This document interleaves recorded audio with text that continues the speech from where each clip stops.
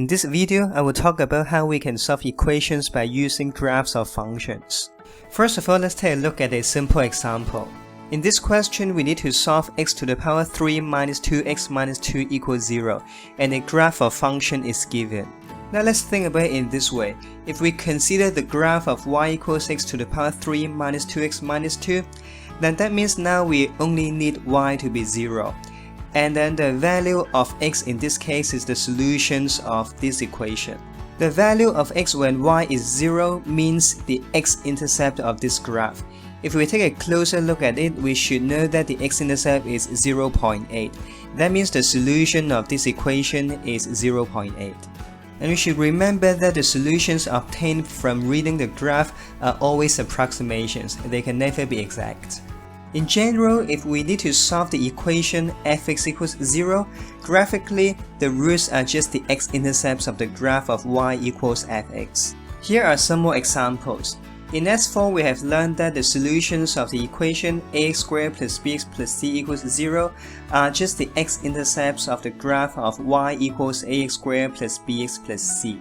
Similarly, the solutions of ax to the power 3 plus bx squared plus cx plus d, the solutions of sin x equals 0, and the solutions of 2 to the power x minus 1 equals 0 can all be found by reading the x-intercepts of the corresponding graphs of functions. Now let's take a look at another example.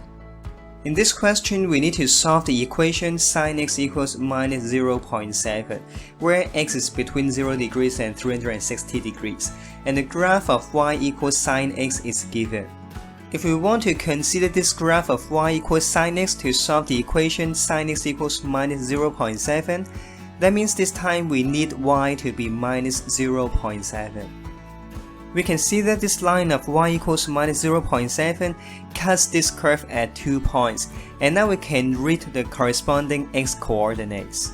Therefore, we can conclude that x is approximately equal to 225 degrees or 315 degrees.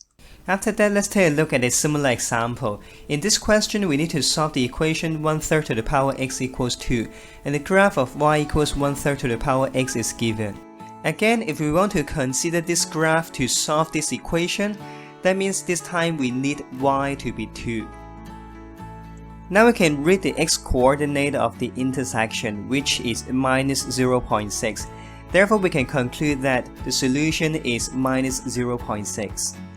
In general, the roots of the equation fx equals k are just the x-coordinates of the points of intersection of the graphs of y equals fx and y equals k.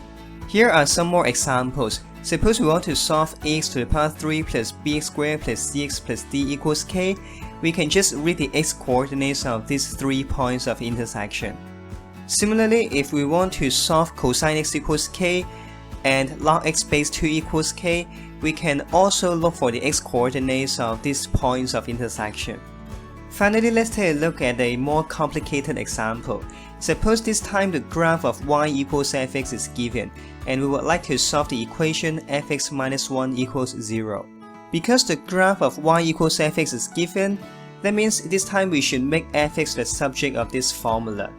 Therefore, if we want to consider this graph to solve this equation, we want y to be equal to 1.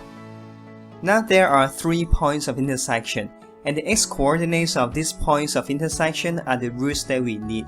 Therefore, we can conclude that x is equal to minus 0.9, or 1.7, or 3.2. By the same graph, we can solve many other equations. For example, we can also solve 4 times fx plus 10 equals 0. Again, we just need to make fx the subject of this formula, so that this time I need y to be minus 2.5. There is only one point of intersection, and the x-coordinate of this point is the solution that we need. Therefore, x is equal to minus 1.2. To conclude, in order to solve equations by using graphs of functions, we just need to add a suitable straight line, and then we read the x-coordinates of the points of intersection.